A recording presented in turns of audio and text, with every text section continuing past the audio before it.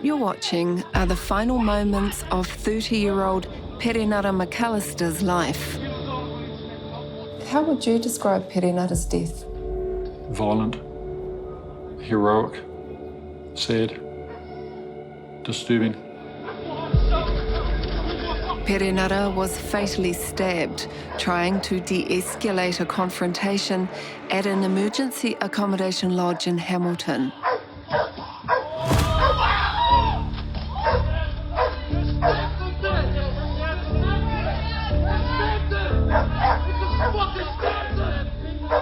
Despite clear evidence, CCTV footage, multiple witnesses, even an admission he did it, the man who stabbed him has not been charged by police.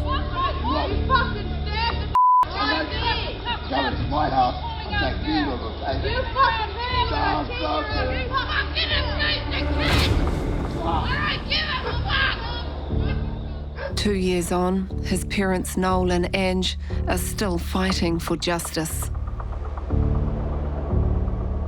You want your day in court? Yeah, definitely. Perenara McAllister's life was taken in a brutal, chaotic act of violence. While the man responsible walks free in the community, Perenara's parents have been left grief-stricken. They feel his killing has been disregarded and their calls for justice ignored. This is their story.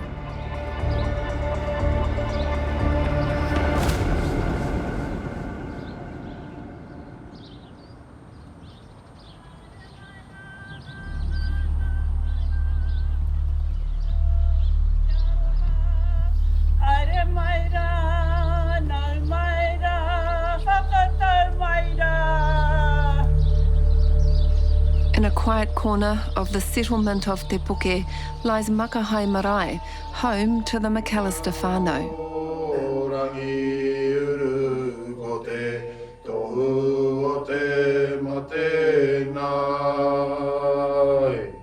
My family came to Te Puke 1,000 years ago, tapuika, and basically stayed here ever since the waka landed. I met Ange when I was in my early 20s, and so we have 4 children. Yeah, we had Perenara, Ngā Waiata, Hini Aroha and Te Māwai. Noel and Ange have been married for 35 years, when they promised to stand by each other in sickness and in health, through good times and bad.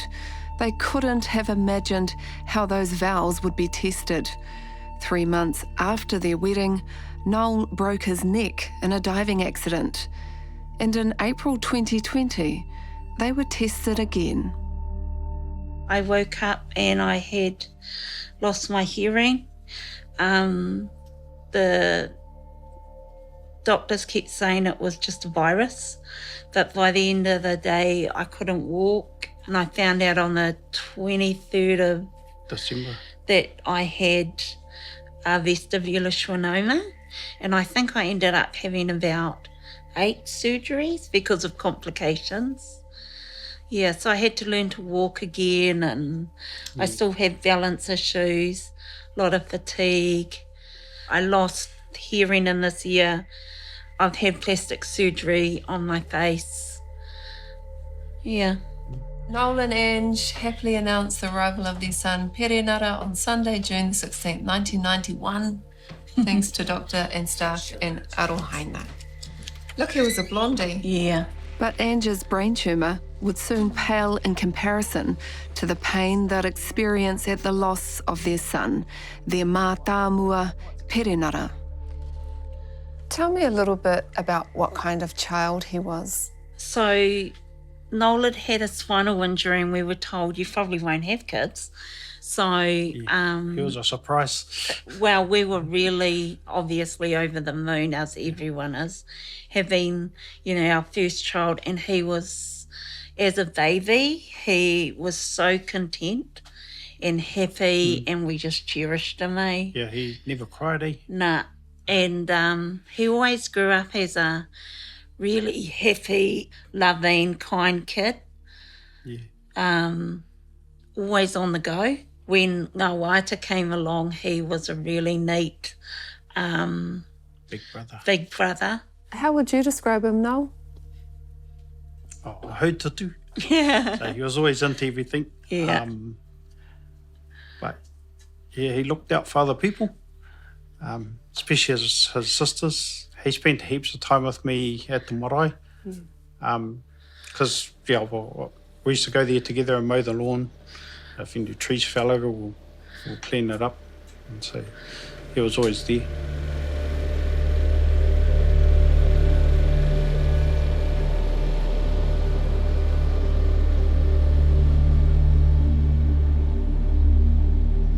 Perenara inherited his parents' work ethic, and from an early age, it was clear what he wanted to do. So probably from about the age of 8, he started going to my dad's. My dad lives rurally. He's done like truck driving, agricultural contracting, like digger work, sawmilling for the farming community around there. Perenara was always part of that. My dad always wanted a son, so he was stoked because he didn't get a son, but he got a grandson. Him and Dad, they'd work on us, towards the end of the term, we'd get all these phone calls. And he just loved that. So he always wanted to be a farmer. So when he left school, he went into dairy farming. And soon there were mokopuna. How did he feel about it? He was just so happy at the prospect of being a dad. Yeah. And we've got photos of him and you can see how proud he is, and happy. And his girls were his life. Perenara's first relationship ended and he took a job in Benidell. But in 2015, his farming career came to a screeching halt. He had a car crash. He rolled his car and his head went through the windscreen and through the side door. And he climbed out of the car and some passers-by saw him, so they picked him up and took him back to his house. And then the police came across the accident site and they thought they got his address and went and checked up on him, and he had a massive brain injury. What did the doctors tell you? The doctors didn't really tell us anything. They just said, we'll keep him here for the night.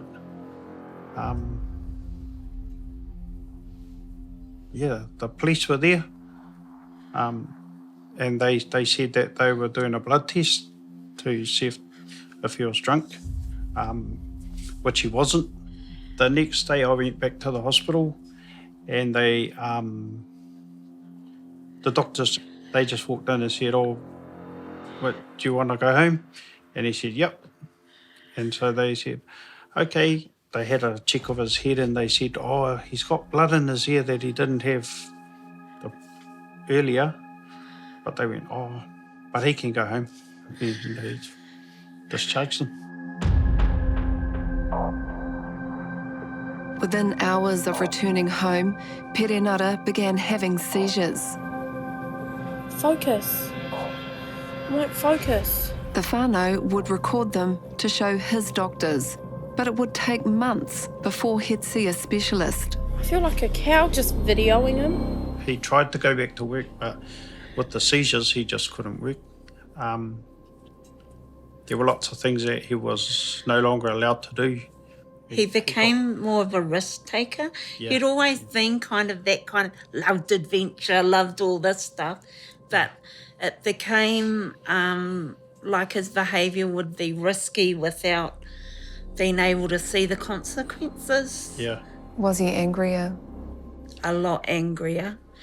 And some of that we put down to the grief. Well, I put down to the grief of he'd lost his job, he didn't have his kids, things like that. And that because he had so much fatigue and that he went from being this young fit guy, you know, working hard and, you know, had in top physical form to being, you know, he put on weight and he was having seizures, and he'd like go out, and I remember one day he went out and he was chopping wood for us, and then he comes in, I'm like, don't go too hard, son, you know, and he comes in after it was only about an hour, lies down, next minute he's having seizures.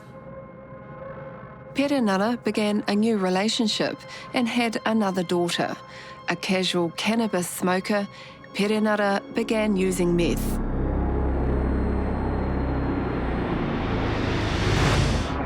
He became violent. Yeah.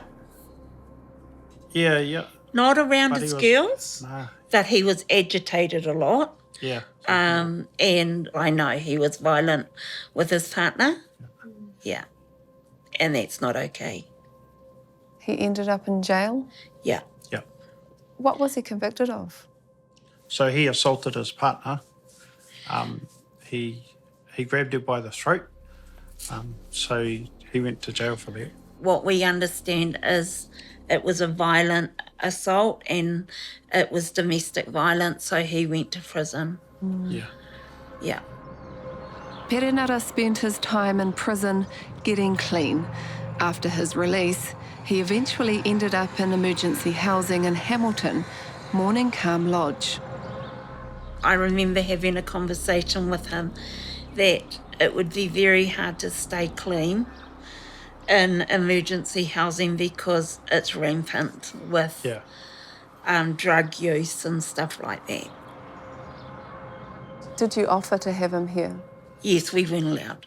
The police said that it was because his ex-partner was still living here, and we know that's not true because she'd actually moved out of the area in October.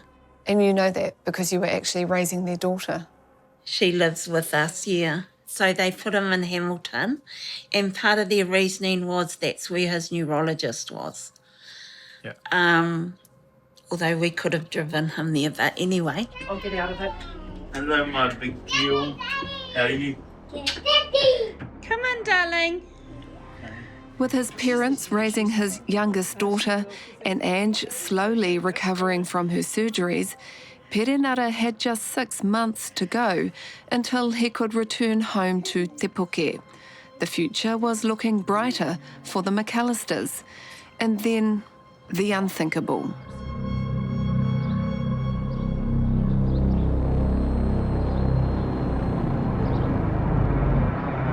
The evening of March the 5th, 2022, you say it's a day you'll never forget.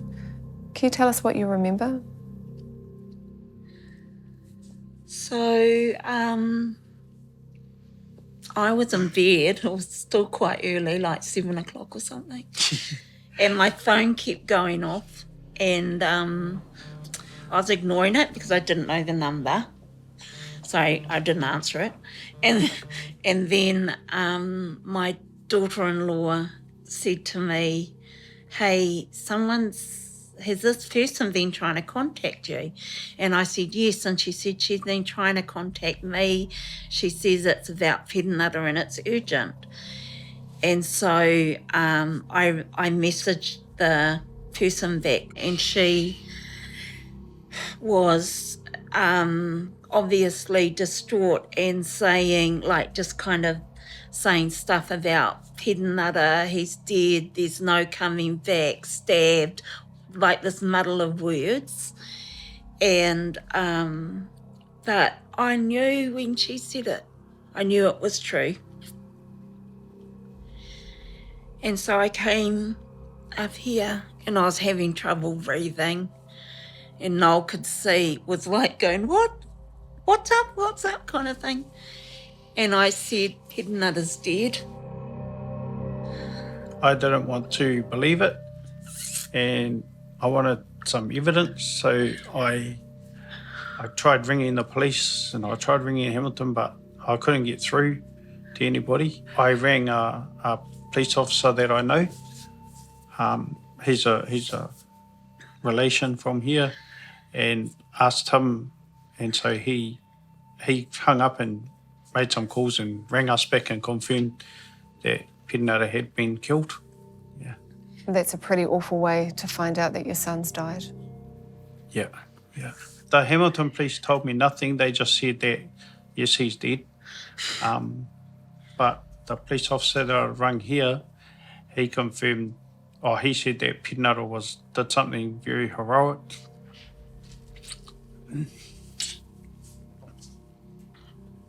And yeah, he just said he did the right thing and that I should be proud. And they said that Perenara Had saved someone. had saved a woman's life, but he had been stabbed and died in the process. Yeah. The clash that led to Perenara's death was sparked when a resident from this cabin verbally abused a child from a neighbouring cabin. The mother confronted him and things quickly spiralled out of control. The clash captured on CCTV. So this is coming out of her cabin, which is cabin 5, standing at the door of his cabin, cabin 3. Terry Reardon is a former police detective. He was engaged by the McAllisters to look into Perenara's killing. Here comes Perenara.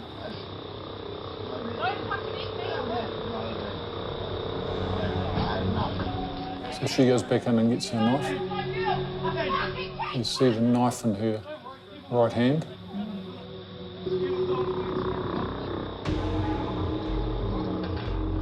So Perenara goes to her. So he's putting himself right out there, right? He didn't know what she was going to do with the knife.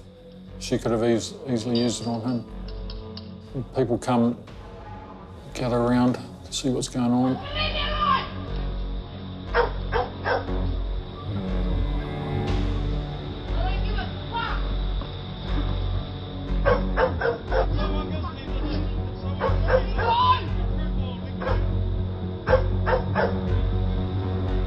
Here we go.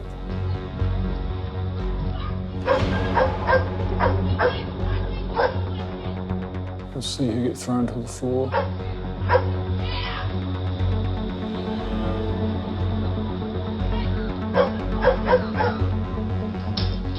There's the knife. So then got the knife and they run away. Perenara stays there. There's a spade. It was given to him. And you see him when he walks into the cabin, he's got it across his front. He's not like holding it up over his head in a threatening manner. He's clearly using it as some sort of shield to keep away from him, because by then picked up the knife. So he goes in with the spade in front of him. And there. That's where he's been stabbed.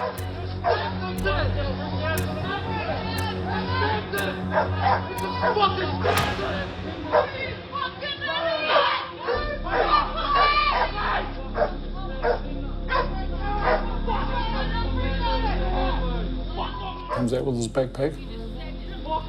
He's got the presence of mind to know that he needs to get out of there. There's a lot of witnesses. Yeah, and the thing is, 3 or 4 of them were standing on the deck. They saw everything that was happening in the hut. You can understand how when someone first told the family that, he had died but he's a hero, why you'd say that. Yeah, I mean, he charges in to try and prevent from making a mistake. He doesn't know what he's going to do with that knife. It's a pretty big weapon that she's carrying. She could have used that on Perenara at any moment. He didn't really know what her mindset was at that point. He's just gone in to try and prevent something from happening. Perenara died just minutes after being stabbed, the knife severing an artery. A media report at the time says police had arrested a man at the property and charges against him were being considered.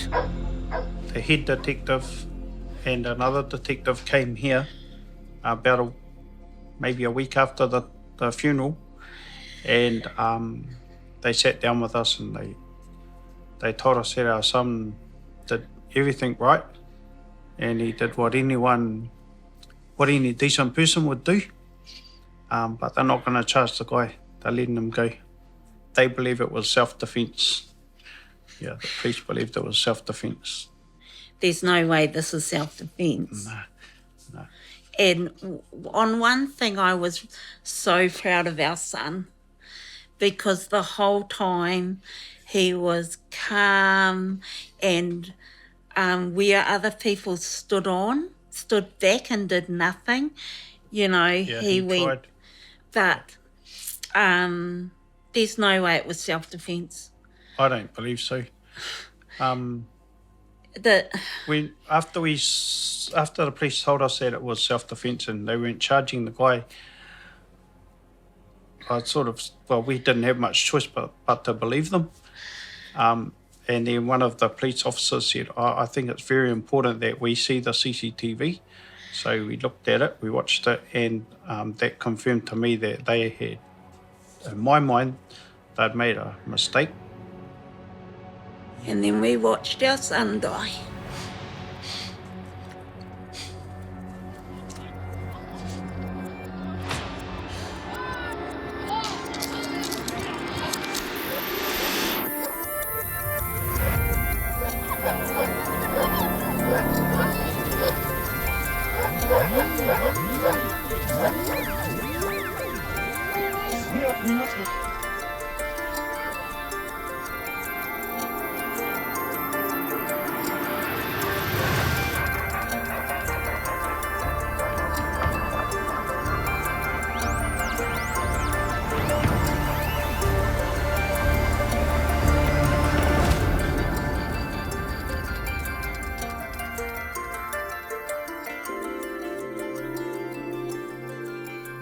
We've made multiple requests to police for an interview about their decision to not lay charges.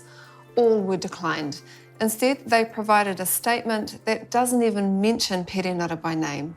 It says, police investigated this matter fully, exploring all available evidence. Then, after seeking legal advice, police did not proceed with any charges. We extend our sympathies to the whānau of the deceased. Investigator Terry Reardon disagrees. I think the decision that the police have made is wrong. Is it rare that when someone's killed so violently that no one's held accountable? Is it rare? Yeah. Quite rightly, it's rare. Someone should be held to account. Even if the police are suggesting that it is self-defence, the sort of thing should go in front of the court, in front of a jury, and let the court decide. I can't get my head around the fact that they haven't done that and have chosen not to do that.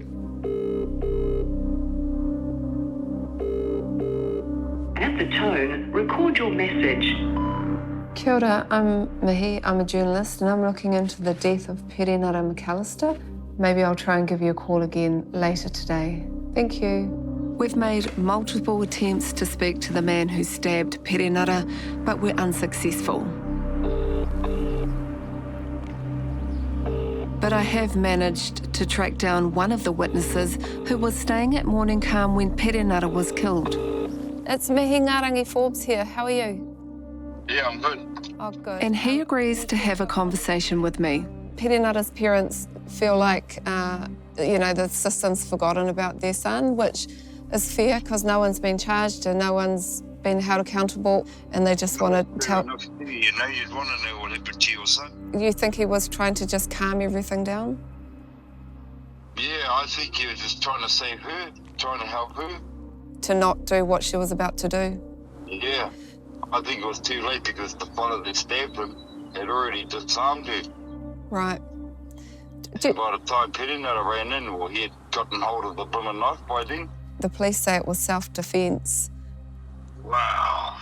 Yeah, I don't know if it's hard to say that it was self-defence because the man died. Do you think it was clear that he was just trying to de-escalate the situation? To us? Yeah. Normal people, yes. But I can't talk for somebody that's under all those pills and stuff that they're on, you know. The witness had had a long association with the man who stabbed Perenara. He believes he suffers from mental illness and hadn't been receiving his medication in the lead up to the confrontation. I think that was another trigger because he hadn't had his meds. Yeah. And so was he behaving a bit different to Oh, yeah, he was. like, He was. like what? Like hearing voices, people are after him, and no one was there. You know, no one was even around him because I've known him since he was a teenager. Do you think it's safe for him to be in the community for himself and others? Well, if he can easily snap just like that, you know. No, I don't think he should be in the community. You know, even though I've known him as long as I have, but I've seen the changes in him over the years that, yeah, he's just gone downhill. Noel has also found texts on Perenara's phone messaging a friend about the man's threatening behaviour on the day he was killed. We were just going through the messages and we found those. Yeah, bro, he swung a knife at me this morning. Lucky D, bro, came down. I was about to finish it, lol. So he's been harassed by the same guy. Yeah. And I think the time was on those texts. Yeah, 1 o'clock. So this one here's 1 o'clock. He's talking about this guy coming at him with a knife. Yeah. And then when did Perenara die? Wasn't until about 6:30 that night. So five and a half hours later, it's still going. Yeah. What does that tell you? To me, it's like the guy had it in for him. For an alternative perspective on the case, we've asked senior defence lawyer Quentin Duff to look at the CCTV footage. Look, fundamentally, I think that the police have come to the right decision. I think that they've come to a really responsible decision. The reality is that the police have an obligation when they are considering prosecuting somebody to look at all of the circumstances in terms of a police investigation and then make a decision as to whether or not there is a realistic chance of a conviction. If there isn't, then it's irresponsible of the police and indeed of the Crown to continue with the prosecution. Has justice been seen to be done? By the participants in the criminal justice system, yes, but by the McAllister whānau, no. I think we can have personal views that the police could have done a better job to have sat down with them and explained how self-defence works, what the legal obligation is on the Crown in terms of a prosecution, what their responsibility is, and explained why it is that the decision not to prosecute, because that really sounds like it's part of their agony. But that's quite different from the justice system. I mean, the police can be criticised perhaps for not doing more, but certainly not as far as failing to prosecute. What do you think the story tells us about the justice system? So the justice system hasn't really had the opportunity to kick in on this one yet because the police have put a bit of a roadblock up. So it tells us a little bit more about the police than it does about the justice system. I'd like to think if the justice system had the opportunity to get involved and hear the story, then it would play out as it should. But I think they need to be given that opportunity. Is there a bias in our justice system when it comes to dealing with certain groups of people? The people involved in this are people that society has forgotten, passed by. Perenara was troubled in terms of his dependencies on drugs and alcohol, as was most of the people in that housing situation. I hope that hasn't played into the decision that the police have made, But it's hard to get past that when you look at the decision and know the circumstances, and you can't help but wonder if that is something that has played a part. It's really troubling. For me, it's really troubling. So it seems the McAllisters' only hope for closure is a coronial inquest into Perenara's killing. She told us that she doesn't want to open an inquest, and if we think she should, then we're going to have to prove to her why she should. In the hope of securing an inquest, Noel and Ange asked Terry to prepare a report on Perenara's death for the coroner.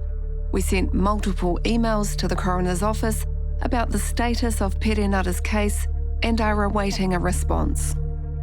Are you surprised the coroner hasn't launched an inquest? Look, I know coroners have a massive workload. I'm a little bit surprised that no decision has been made yet in terms of having an inquest. Oh my gosh, yo. It's your fucking fingerprints on it, you stupid! Although no one was ever charged for the death of Perenara, the woman Perenara tried to protect was prosecuted for carrying the knife. When the police came here, their argument was that the woman who took the knife into his room is responsible for Perenara's death. And our argument is she contributed to it, but she's not the person who stabbed him. She pled guilty, and Noel and Ange were invited to give a victim impact statement at her sentencing. I said to her,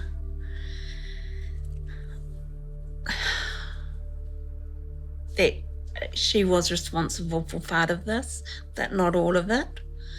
And that basically Perenara gave his life up for hers. But I asked her to use that to get well, to get health, and to do well, because that's what he would have wanted. Be a good person. Yeah, and the judge asked, do you want me and Noel, do you want her to go to prison? And I could hear my son saying, no, Mum. So I said, no, we don't. We want her to. And I looked, I was that close to her. She was, standing in the dock thing, but I was that close to her. And I could feel her mamai as well. And that's what I want. I wanted her to get well. And that's what I want for us. And until we get justice, not just us, but the wider whānau.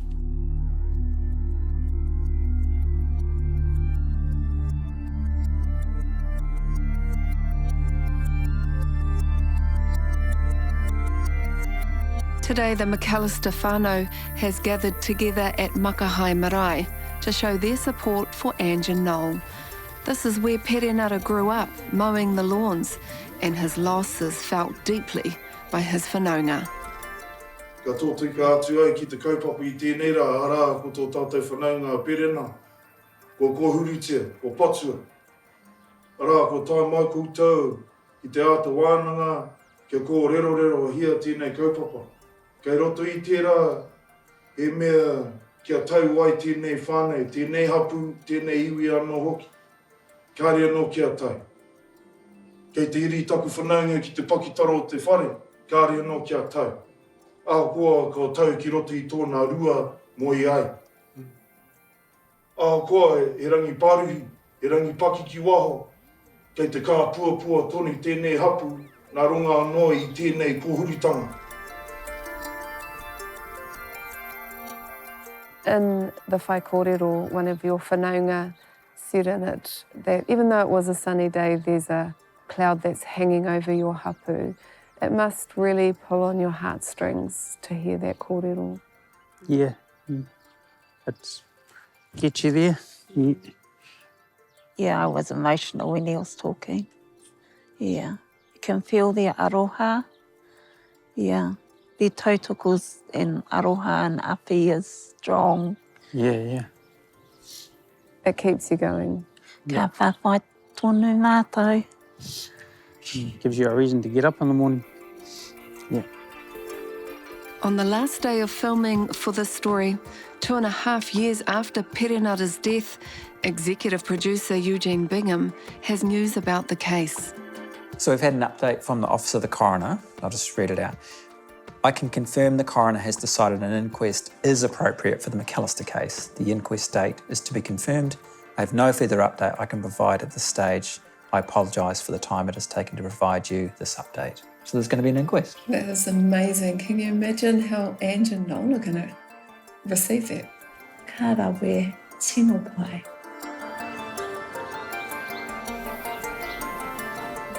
Finally, Ange and Noel are on the pathway to finding some closure and hopefully some peace.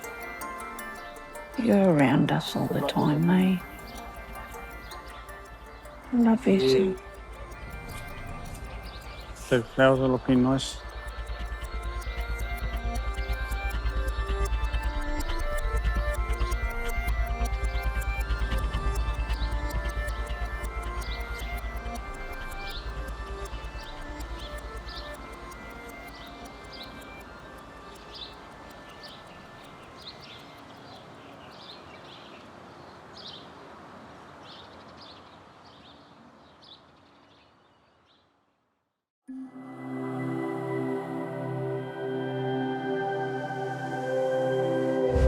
Ko te reo, te take.